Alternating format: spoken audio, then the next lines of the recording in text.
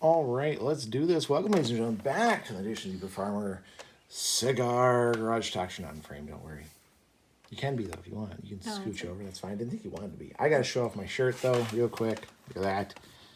I got a Hawaiian shirt That's for a Father's lame Day. view of it. I know what it is. You missed the palm trees. Maybe I'll do a snap of the actual shirt and put it as my profile pic. So, as you may have heard or guessed, we have a special guest here. Say hello. Hello. That's right, homeschooling mama is here in the garage. We're shooting the garage because hopefully we don't get attacked by every mosquito that's out there. We're in mosquito season here. And we're trying to find a place that's warm but cool, aired out but not airy. I don't know how else to put it. Let's break into the formalities. What am I smoking? What are we drinking? The LST, I believe. Now, I don't actually know the name of this cigar, so I'm going to show the name here. And I put it upside down, of course. And I'm going to butcher it. Here we go. Ready?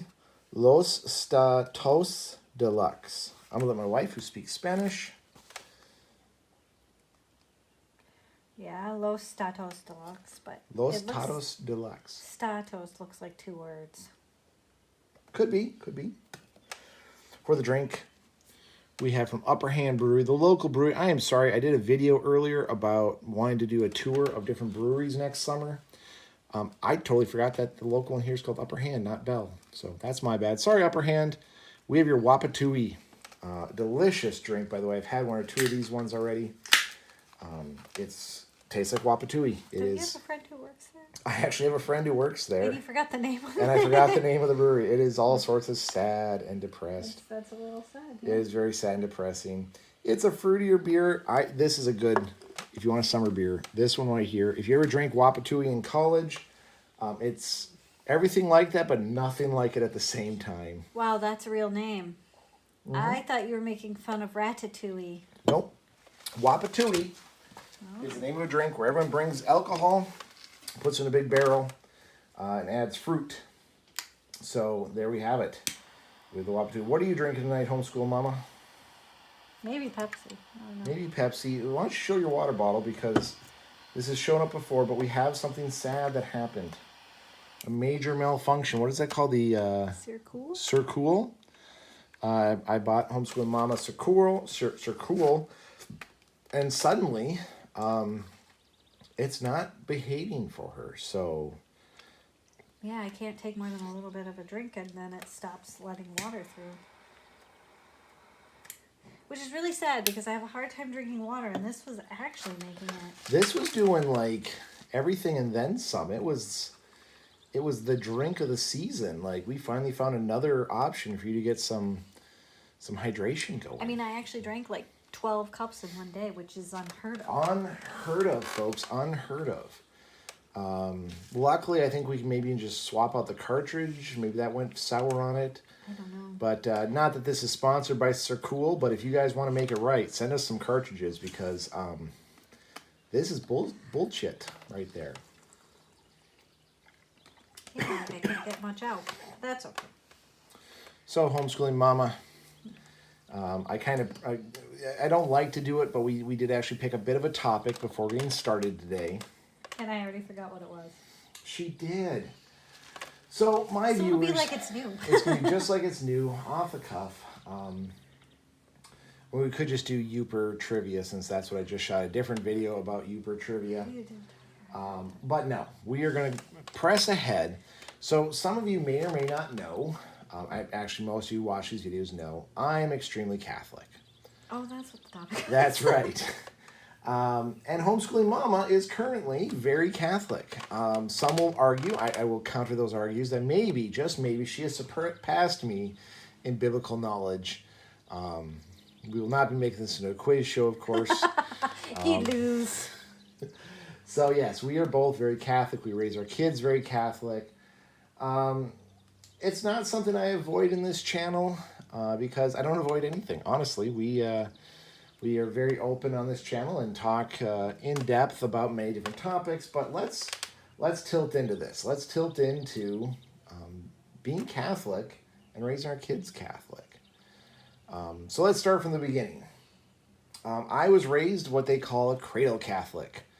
My parents were Catholic. I was baptized Catholic. I was thrown into Catholic school or Catholic CCD, Sunday school. I did not go to a Catholic school. I went to public school. Well, it was worse than that because all of your grandparents were Catholic too, I believe. All my grandparents were very Catholic. I'm assuming great-grandparents, but I wouldn't know for sure. I would wager a guess that yes, they were quite Catholic. I know on my mom's side, they're very Catholic because they had... well, they definitely were because you have priests on your... Well, so when we get there, I'm going to my mom's side first. We had quite a few nuns. My grandpa would actually, like, he just told one of them, "You're going into the nunnery." And she's like, "Yeah, okay, well, I'm going to be a nun now." On my dad's side, I'm again going to... So the legend is that we have multiple... every generation has had a priest except for my generation. Story for another video, of course. Kudos to you and your brother. Right, to me and my brother. Ruining the tradition. Ruining the tradition. We fell flat on that. But yeah, there's been a priest in every generation. And rumor has it from my grandmother, and I'm going to just drop this, and you guys can decide what level of unbelievability it is. But if a Quinlan is to go to the Vatican, we can actually get to visit the Pope. Because the name is known at the Vatican because there's been so many Quinlan priests. My grandmother also liked to exaggerate, so we'll just leave that there. So yes, lots of Catholics, raised very Catholic. Again, from the cradle, I had no choice but to be Catholic growing up. So now we're going to switch to homeschooling mama. Tell us about your background. Well, I was baptized Catholic, and my parents were very Catholic.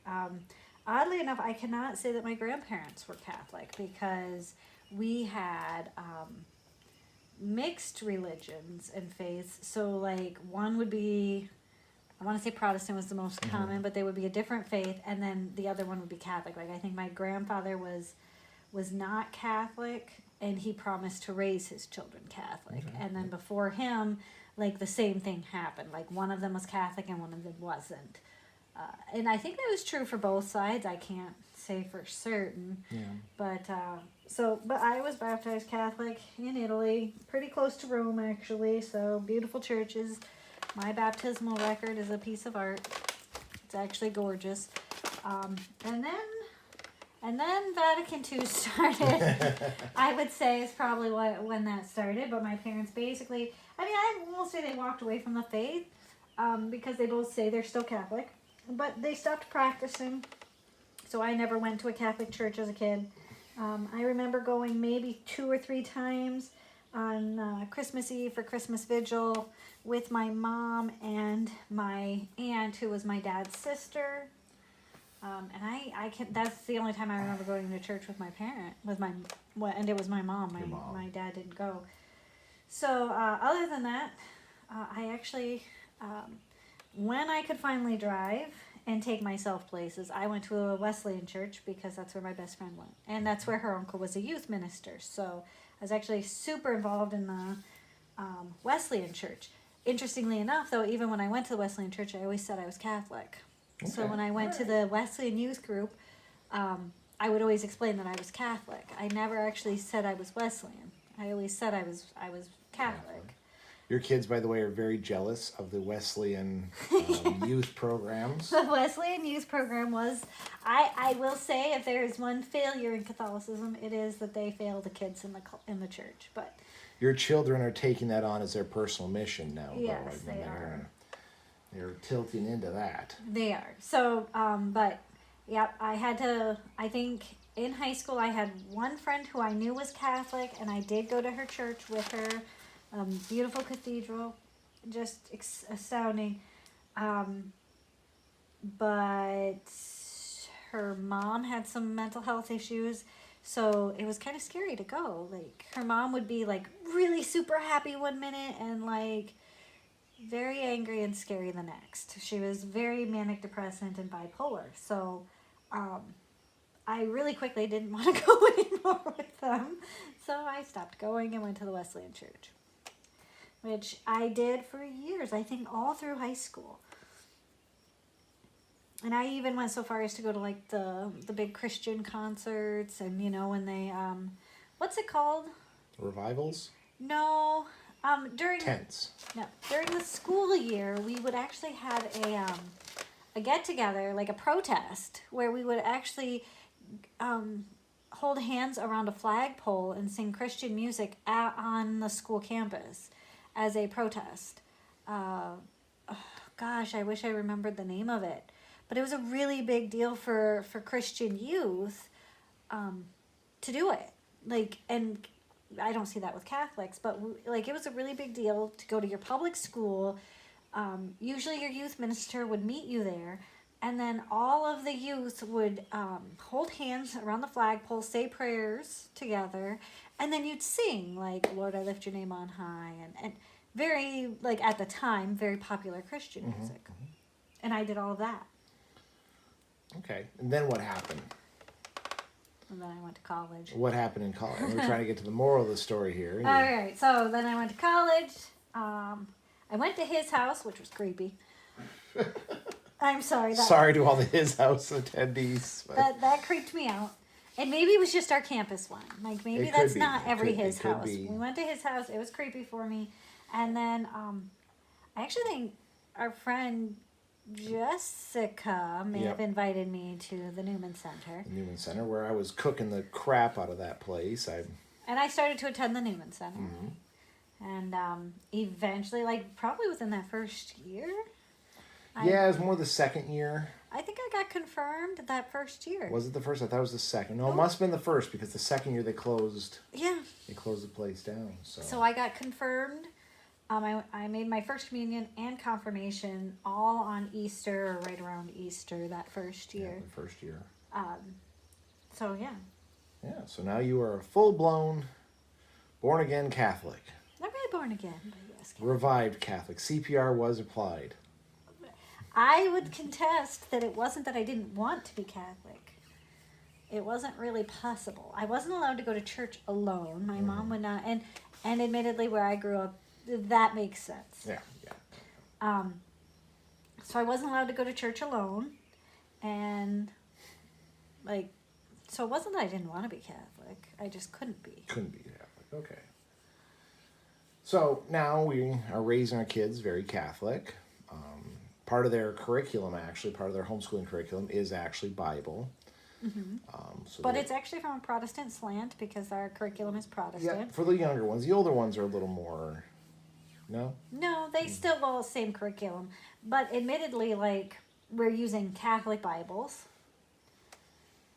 So there's that. Like, even though it's a Protestant slant in some of the information, if you're reading a Catholic Bible, a lot of the verses and stuff are just different enough that you can tell, I guess you'd say.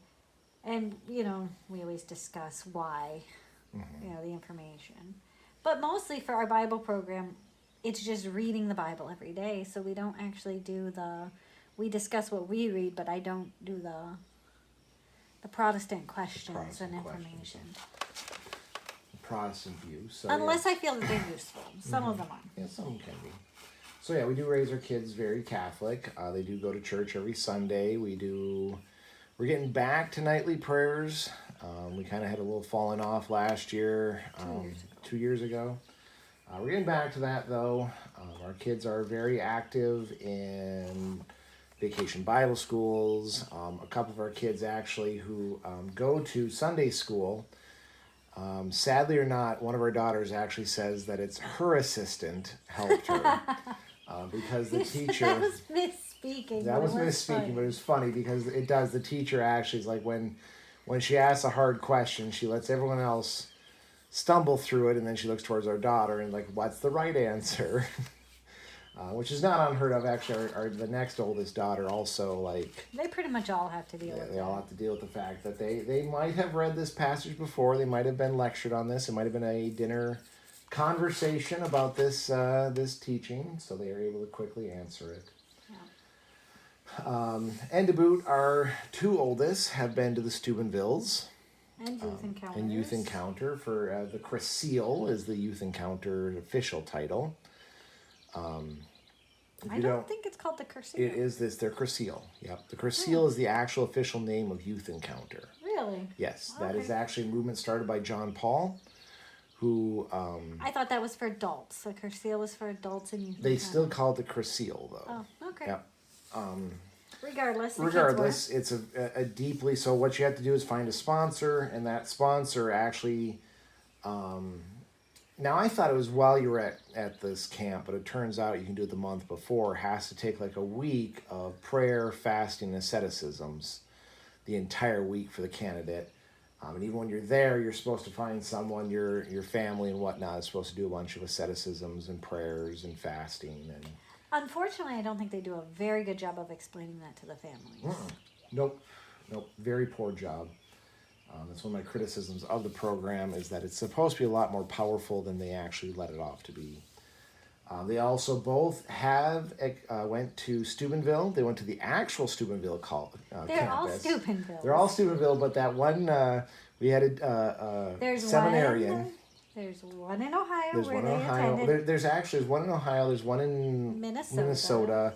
There's actually one in Colorado or something. I'd have to look. I'm sure there's more. They're going to be going to a different one this year. This year they're going to a different one. But it was really funny because we had a seminarian who I think I've talked about this. We love to have the seminarians come to our house and preach to our children, get to interact with them, kind of give them a place to have some food and fellowship. I didn't know. I did not go to Steubenville. I did not know that the Steubenville in Ohio was the official, capital T, the Steubenville, where it all started. You know what's so funny to me is that you didn't realize that, and as I'm going to call myself a late blooming Catholic because I didn't get to really participate in the faith. Fair. So we'll say I was a late bloomer Catholic, but I knew that. From that's fair. Like middle school on, I knew what Steubenville was. All right. I couldn't participate, but I knew what it was. I guess the crew up in Houghton, it was too far for us to travel, so we didn't know about it. So anyhow, he geeked out when he heard that they were going to the Steubenville, and he actually he came 1 week after we got back, and he waited a whole week. And he grilled them on the Steubenville experience, which was good, actually. Swedish Compass came back with, I want to say, more questions than she had answers to. Just more. She needed more interpretation. Maybe that's a better word. More interpretation of what transpired during her experience at the Steubenvilles. I think she just needed to digest it. Maybe digest, but she needed someone besides mom and dad to bounce this stuff off of. Yeah, maybe. But I think it definitely took her a while to digest. Mm-hmm. So again, they're going this summer, actually paid for, ready to go. They're going to lowercase t, the Steubenville in Minnesota, according to a, now deacon. Transitional deacon. We definitely have that as a lowercase t. So yeah, we definitely raise our kids very Catholic. Dad is actually helping to coach them on navigating, talking to Protestants about Catholicism, because I'm actually currently engaged in navigating that myself. I'm in a Protestant Bible study. We're very curious about the Catholic faith, and it's fun. They put me to toe. Of course, every time I tell them, well, this is what a Catholic believes, the next words that come out of their mouth is, okay, where is that in the Bible? Which I know it's there, but I do know what the Catholic Church teaches. So I know what the teaching says. I know what the magisterium has said. I know what the tradition is. Do I know the scriptural reference? No. No, I don't. So it's been a lot of fun, actually. I've been able to read a lot of it and research it, and I'm glad for it. They've definitely elevated my not understanding, but more. They've elevated my ability to cite my sources, shall we say. Homeschooling Mama has also taken an interesting ability to cite certain sources. Do you want to talk about that a little bit? Your mastery of the first 5 books of the Bible? We went to a Eucharistic Congress, which was focused on Believe it or not, the Eucharist. which for Catholics, that means the body and blood of Christ, the real body and blood. It's not a symbol, but we Yep, believe... the soul, divinity. We believe that when the priest says the prayers and stuff during Mass, that actually becomes the body and blood of Jesus Christ. It's no longer bread and wine through the process of transubstantiation. Now that's Say that word 3 times fast. That's linked to a railroad and a mushroom sandwich that tastes like peanut butter and jelly, right? We're not even going to go into that. No, we're not going. We're just going to skip that altogether. Through a process of transubstantiation, we are actually drinking the blood of Christ and eating the body, as they did during the Last Supper, kind of thing. So we have this, like, it's really an intense understanding of the Eucharist. And we had this Eucharistic Congress, which the idea was a revival of our understanding of the Eucharist, because a lot of Catholics, lay Catholics in particular, don't actually understand that that's the real body and blood. So we were at this conference, and there's this really cool booth about the Catholic Biblical School of Michigan. It's a little program that was started down near Detroit in the Archdiocese down there. I think it was the Archdiocese of Detroit. Maybe it was Lansing. No, I think it was Detroit. Which is it might have been Lansing. You know what? I they used to be. Lansing. They redrew the lines. Yeah, I think. So some of the churches when they started were in Lansing, and then they switched to Detroit.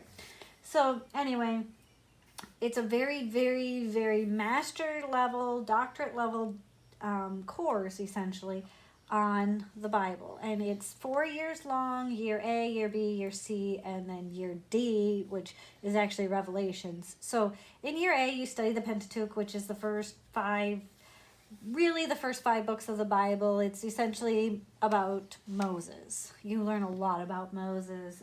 You read through Genesis, Leviticus, Deuteronomy, 1st and 2nd Kings, 1st and 2nd Samuel. So it's actually more than 5 books, but it's the way the original Hebrew Bibles would have separated those out. That would have been 5 books. So we study those really, really in depth. And that's what I spent the last year doing, was studying the first 5 books of the Bible from a Catholic perspective. I Can Still Kick Your Butt on Exodus. That's my book right there. No, I actually don't think so anymore. I think maybe we should get some trivia questions about Exodus going. And I really think that if we did trivia questions on the Old Testament, I would probably wash the floor with you. Not the Old Testament, just Exodus. I was a part of a prayer group, Exodus 90, where we dove into Exodus for 90 days, specifically doing the readings, doing reflections. So... can I beat her on Genesis, Deuteronomy, Leviticus? No, Leviticus is one of my favorite books. Don't forget Numbers. And Numbers 1st and 2nd Samuel, 1st and 2nd Kings. I can hold my own with Leviticus. I can do pretty good with Deuteronomy. But can she beat me in the rest? Of course. They're not the ones that I dove into yet. I, of course, am now very... I'll use the word, and then I'll go to confession. Jealous of her deep dive. I might be joining next year to go into the next year B of this program. Although year D that's the one I want to dive into. I'm excited for year D, but I'm told by multiple people who have done the whole program that you really need A, B, and C. I imagine so. To really appreciate D. At least 100%. B and C. I've had a lot of people say year A is great, but B and C you almost definitely have to really appreciate D. I can see that 100%. 100% I agree with that. And I should clarify, I found this program, I went to the priest, I was like, hey, is this something that you can bring to our church? And what he said was, are you willing to lead it and facilitate? Are you gonna do this? And I said... yes, of course, because I'm a glutton for punishment, I guess.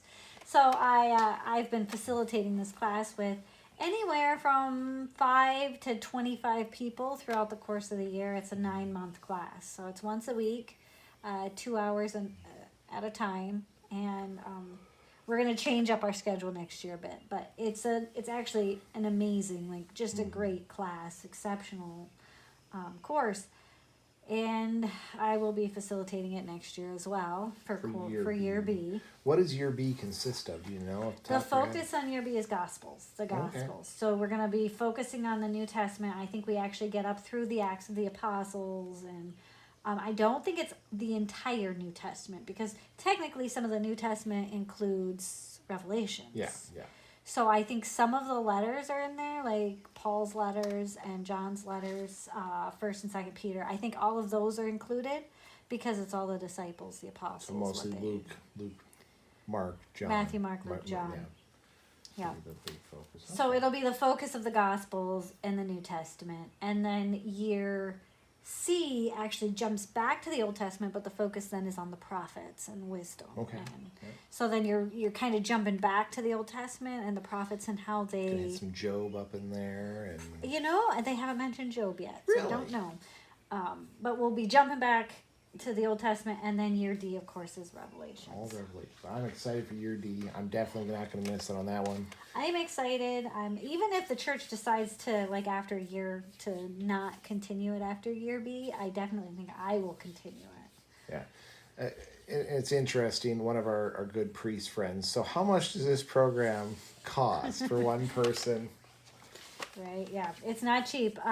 So they actually have no price point. Their accountant recommends that they charge $600 per person for this class. $600. Now, if you're taking this class in person, I can kind of understand a slightly higher fee, but $600 is still exorbitant to me. So we did not pay that, obviously. Their thing is they want this accessible to everyone. So if you can afford $25, then that's what they accept. If you can afford $100, then that's what they take. If you're willing to donate $2,000, they will be, that's what they'll take. Now, we take the class virtually, which means everything is pre-recorded and online. So the instructor is actually not present. They just do like office hours a couple of times a week for some students who want to actually ask the instructor questions. But for the most part, the classes run like in complete autonomy. So we meet, we discuss what we read, we watch the videos, and then we go home. And when we come back the next week, we do the same thing. Now, to be fair, I do believe it is $600 worth of education. I would say I've definitely learned a lot. Yeah. Just to finish the quote, our priest friend. No. I gotta finish it. He's a man who is in the times. He's after your heart. He's after my heart. He'll tell you that. Listen, if you can find debauchery online for free, porn, you should be able to find good biblical information online for free. So he's kind of aghast by the price, but he does understand that they still have operating costs, and does appreciate that, if the church can only pay $20 per person, then that's what they can pay. And I have not seen any, some of these programs, sometimes if you can only pay $20, you only get $20 worth of time from the professor. For what I've seen, it's been pretty... I think it's been outstanding. Yes. Now, admittedly, most of the class that I facilitated were seniors, and they had no interest in using Google Classroom, emailing the instructor. Like, I actually had to... A good portion of them couldn't even figure out how to access the classroom, so I had to email them the links to every single video for each week and to the notes. And what I kind of have to laugh at is that even though there's this master level theologist professor, they don't go to them. First, they go to my wife. Right. And if she can't answer, they go to the 2 local priests who are busy individuals. I don't slight them at all. So then my wife actually has to aggressively pursue answers to some questions. Which is good, because it is good that they know they can go Honestly, by researching it, though, I actually learned more, to be fair. You are the professor now of this course in your students' eyes. I know, which is scary to me, because I'm like, I didn't make the videos, guys. Like, I'm learning right along with you, but they all have this, like, you've read the Bible so many times. You're so, like, you know what you're talking about. I will admit you probably read the Bible more than a couple of them. And not all. There's some of those ones that have read it, I think, yearly. There are a few that I think watch the Father Mike Schmidt's Bible in a year. A lot of them do the Bible in the year, Bible every in a year. Yeah. So yeah, a lot of them like do the Bible in a year, which, interestingly enough, is like I am adding that to our homeschool next year. The Bible in the year, I think, is going to take over Bible. Fun. I think that'd be fun to do the Father Mike Schmidt. Do you know he does the catechism in a year too now? I did not know that. Yeah, he actually. So I've been watching some of his catechism in a year. I actually had a I question. don't know if I want to pair those. No, you don't have to. I think maybe do. But Bible in a year is only like 10 minutes, and we're used to spending like 45 minutes on Bible a day. You could do both. They're both only like 10 minutes apiece. Yeah, so there is a part of me that's like, well, we could probably pair those Bible in a year, and the only hard part is we do end earlier. So do we skip ahead and do extra days, or do we like just keep going when it's not school? And you could. We talked about summer school. That's always been a hot topic. But I do think that that's my goal, and I think I would, like, if we do that, then I'm going to buy the materials that go with Bible in a Year, because there is a specific Bible in a Year book that puts the passages there for you, and because... Again, because it can't be free. Well, true, but I'm also, as a teacher, all about making it easy for me to teach it and have accessible information, which you don't get in a lot of Bible programs. Yeah. So if you're looking for a good Catholic Bible program, Bible in a Year, but also Tan Bible is amazing. We did their Old Testament a couple years ago. I still need to do their New Testament one. And it was amazing because you have the audio version of it where it reads the passages to you with background sounds, and like it's a very involved audible Bible reading. And then there's actual lecture videos that go along with it, and there's teacher manuals with all these different, like, everything from snacks to eat to crafts to do that you can do with as little as second graders and as much as, like, seniors in high school. And then there's, like, test questions, quiz questions, Bible quiz questions. Like, it's just a fantastic program, the Tan Bible program. But, and if you buy it in July, it's 50% off. Ooh, wow. Here we go. We got our purchase coming up here. Right. I actually, I meant to buy it last year in July, and once I missed it, I was like, I'll wait till next July. So, if you're looking for a Bible program, that's another option. There we go. I am thinking of doing Bible in the Year, though, because I think that even if it's not the only one we do, even if we do something else with it, I think that would be a really great addition. I definitely agree.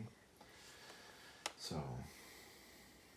yeah, so that's where we're at. We are definitely driving forward with our Catholic faith, trying to increase our kids. Now, one of my fears, of course, is although I grew up very Catholic, my brothers and sisters grew up very Catholic, quite a few of them fell away from the faith. So that's the big question I have. How do you raise someone religious without...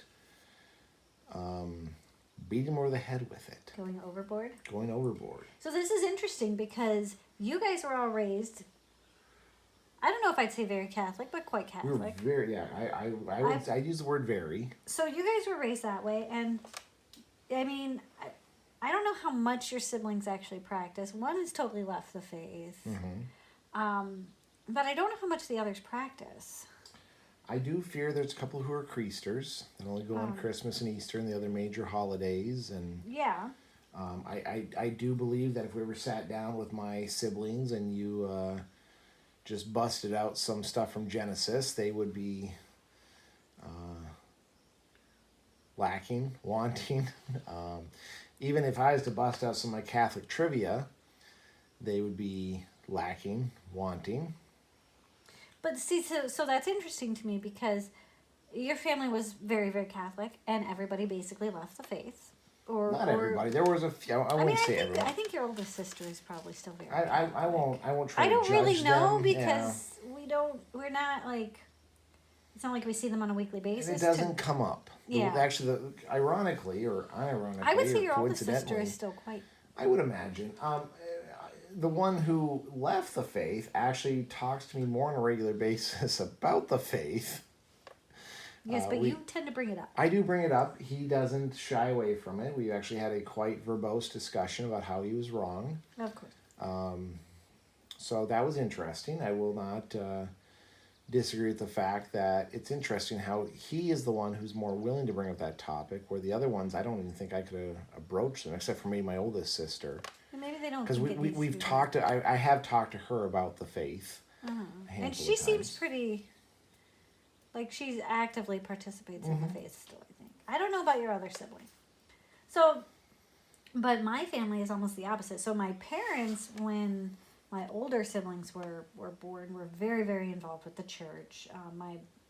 My older brothers were all altar servers. I mean, they lived in Italy and got to go to the beautiful cathedrals, and like Latin Mass was, every time they went if they wanted it. Beautiful.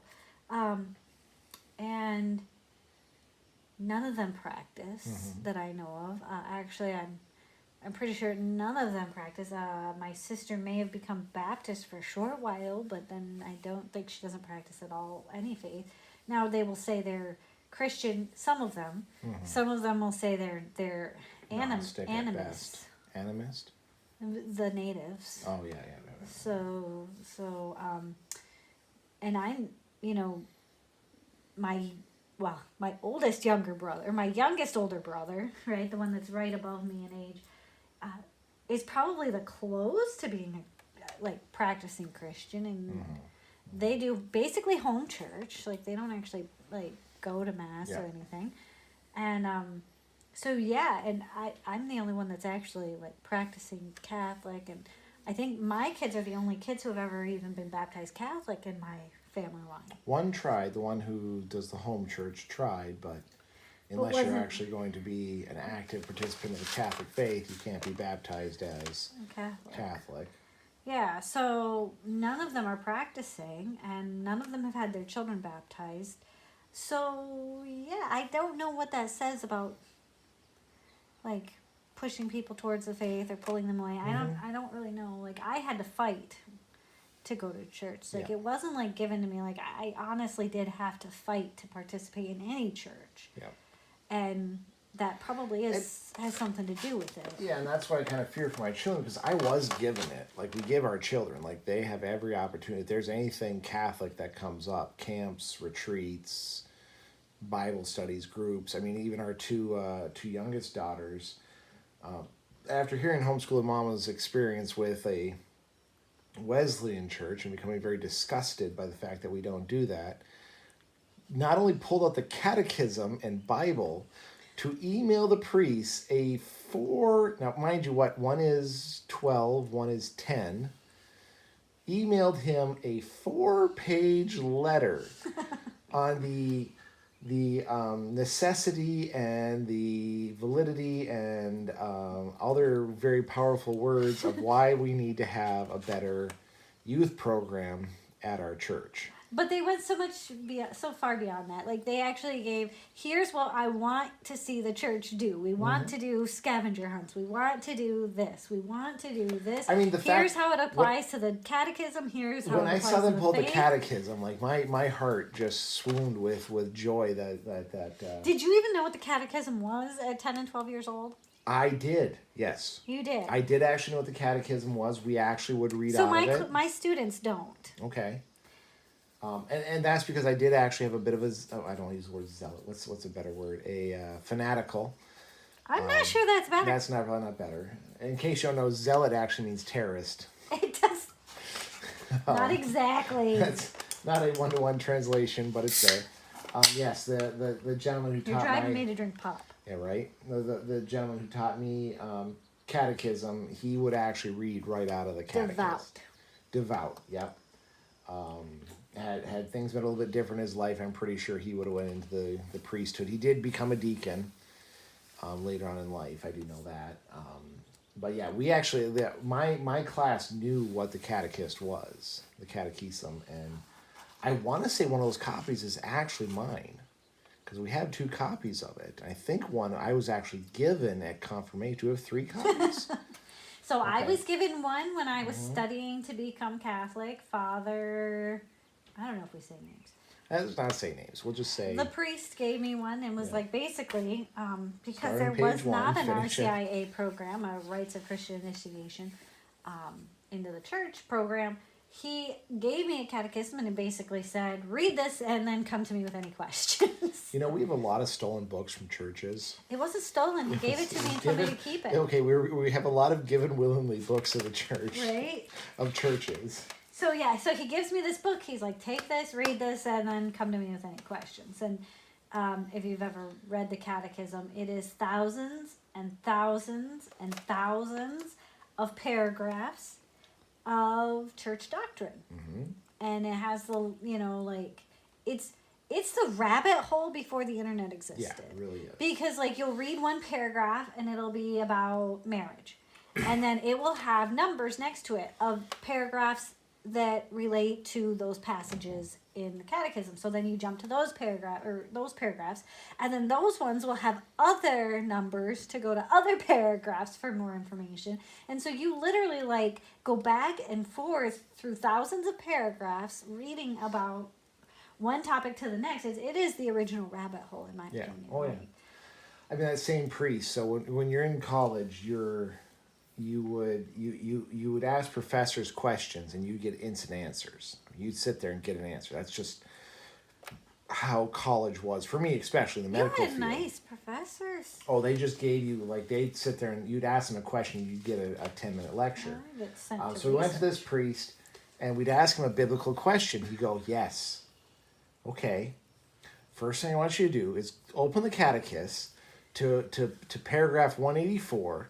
I want you to read that paragraph. And when you do that, please read the Bible passage, Mark 17 or John 21:12. I should say, come back. None of those. But yes, the paragraph usually links to a specific Bible passage. Actually, quite often it links to multiple Bible passages that then you have to search for. Well, and so he just give us that and like, go read that and then come back to me. And you go back to me like, okay, I read it, and this is what this is what I think, this is what I believe, and this is what I understand. You go, okay, well, you understood that wrong. Here's what it actually means, and so he'd explain it to you like, oh, well, okay, never mind. The catechist was very like, we had one of our Bible studies asked something about polygamy, and I looked that up in the catechist, and it is very like, this is wrong. It's like, oh, okay, well, it's very. And this is why. This is why. But we'd go back to the priest, and he would then be, okay, you've read the Bible passages, you've read the catechism, now let's talk about it. Now you're ready to talk about this, because before you weren't. Before you were dumb and ignorant. It's not my ability or my duty to make you unignorant. Your duty is to learn it, and now we can have a deeper conversation, understanding of what that actually meant. I hated it. I still, to this day, I'm not happy that he made me do that. Do I appreciate it? 100%, yes. I cracked open the catechism more during college than I did during my formative years, because my formative years, the person who was doing it, the CCD teacher, would just read it to us, and this is it. Admittedly, it's hard to read. It is hard to read. It is not. This is not It's the readability level 10. Like you can't read it at a 4th, 5th grade level. It's not the newspaper anymore. It's not the Times that have been dumbed down. Now some of it is very plain English, very that is wrong. But the whole concept is still it's still complex. very, very deep. So I bet you're really appreciating my Didache Bible then. That has the catechism and the references with each Bible passage. I love that one. It's one of my favorite Bibles now. Expensive, but worth it. Again, it's not porn. You can't get it for free, but you should. Yes. So yeah, I don't know. I'm curious to see what path the kids will take, but honestly, the two oldest, especially Swedish Compass, has definitely experienced her faith in a deep and meaningful way. I think they both have. I would like to say, and I'm pretty sure actually that all of them have through First Communion. Mm-hmm. But now we've done we did our own First Communion while they were doing First Communion. Yes, so we did our own First Communion research and program, because I felt they needed a little bit more meat than what the church had as standard practice, like material. Mm-hmm.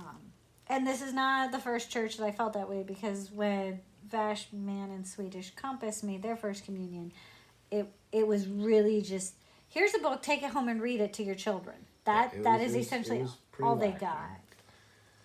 And memorize these 10 prayers. Mm-hmm.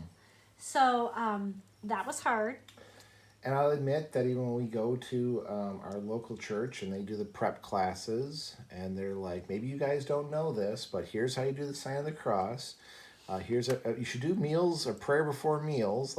I was disgusted. It was like, why are we teaching this to families? Like, what gap is But in it there? is shocking to me how many people join CCD for second grade to get their kid first, like go through first communion, and then they drop back out of And they CCD. drop out.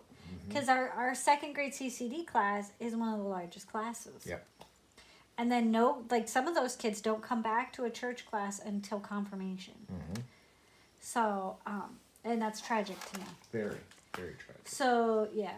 But, I mean, even Fairy Dancer, gosh, well, she's 10. Yep. 2 years ago, she was 8, and she had taken her first communion. And just before that, or just after her first communion, she found out that other religions don't take the Eucharist. Mm-hmm.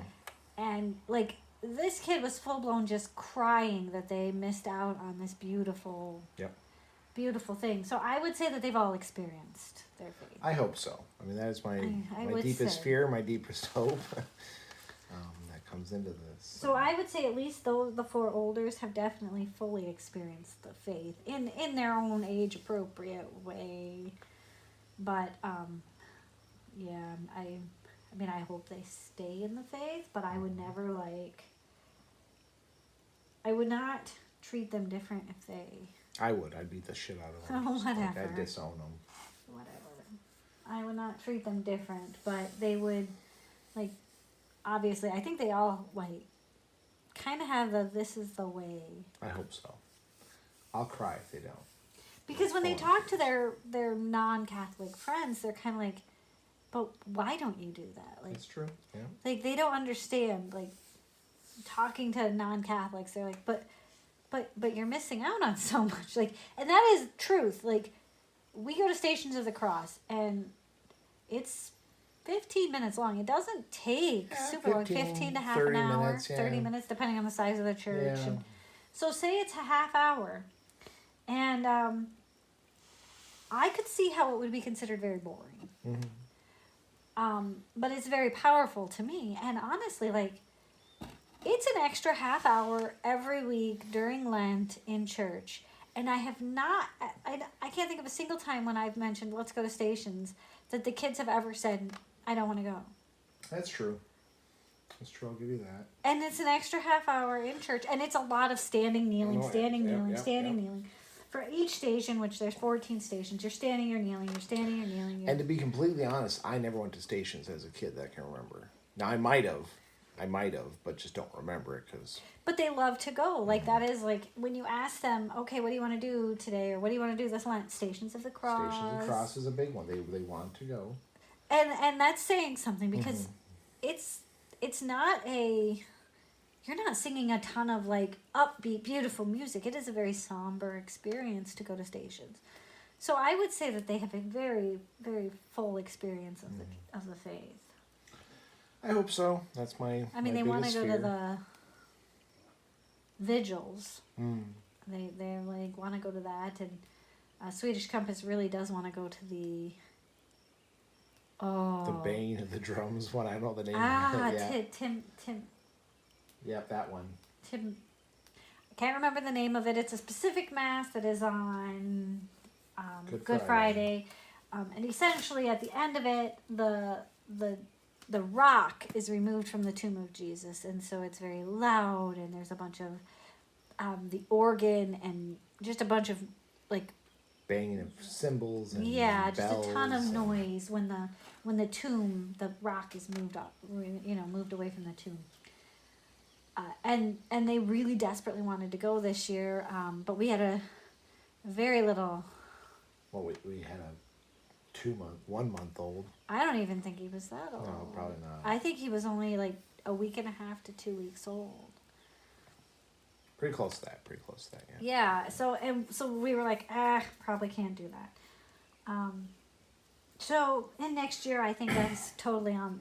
Let's try to make it. It sounds like a beautiful, and it's not offered at every church. No, that was the first time I heard about it was last year.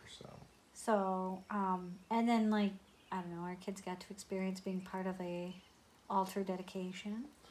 Yeah, that was, what are we at? Oh, let's talk. We're at 50 minutes. Maybe this is an hour-long video. So, our church did a huge reconstruction. And as part of that, they actually rebuilt the altar. And so there's a huge mass, a massive mass for the dedication of a new altar, sanctifying it. And This is 2.5 hours long, I think. oh, it was a long mass, don't get me wrong. And our 5-year-old at the time, and our 7-year-old at the time, 8-year-old, he was 8 then. Yeah. So a 5 and 8-year-old wanted to be there. Wanted to be there. It was a beautiful, beautiful mass. It was kind of interesting. So all the altar servers were invited to go 2 weeks before to this like training session. But again, we had like just popped out a kid. We had Dad was... It was Swedish's Compass's birthday. There was, I mean, everything was going on all at once. And we just couldn't get them to the training. So they show up the day of. I don't think he was born yet when they did the training. When they did, oh. No, because the actual ceremony was on her birthday. Could be.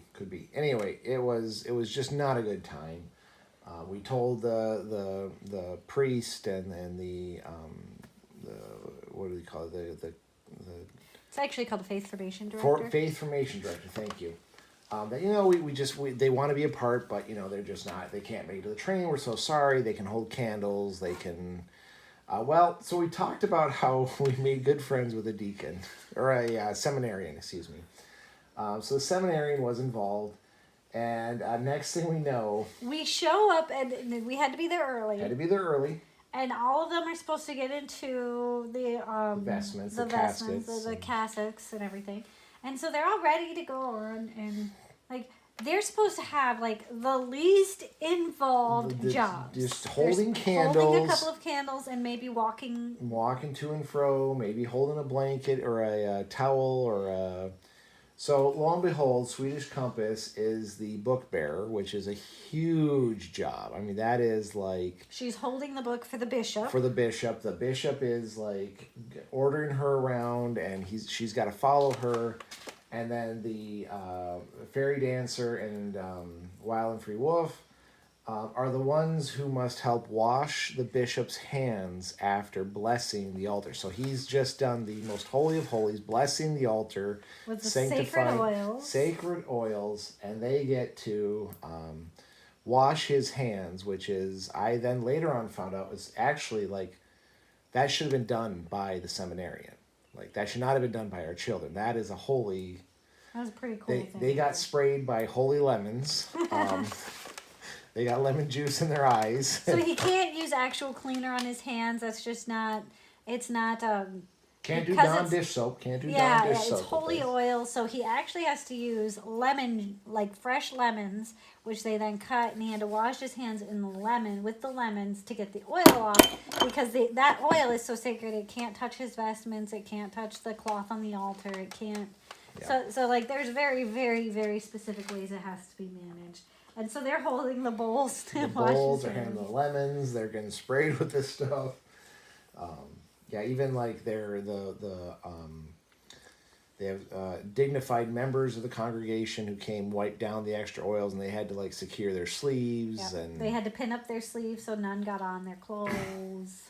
Yeah, and my kids got sprayed with the cleaner, and so and that is because we became good friends with a seminarian who decided that last minute this is going to be their job. Last minute they needed a little bit bigger of a job. And I wonder how last minute it was. Like there's a... Wow, I got to bleep that out. Yeah. So, they're going to be involved, so let's take their, put them here, here, and here. Yeah. I don't know how involved he was. Like, if he knew where they were going to be, or if that morning it was just a sudden... I think he knew.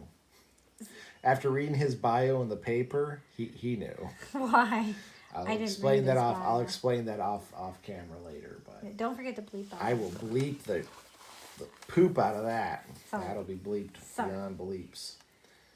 I did so good not mentioning anybody's name. So good. So even the random priest from college who probably wouldn't have mattered because there's a lot of Father Jeffs out there. Whatever. I tried. Anyway, that is our, we're going on about an hour here. Great conversation. We had a lot of fun talking to you. We'll probably still keep talking after we turn the camera off, but now that you've doxed us.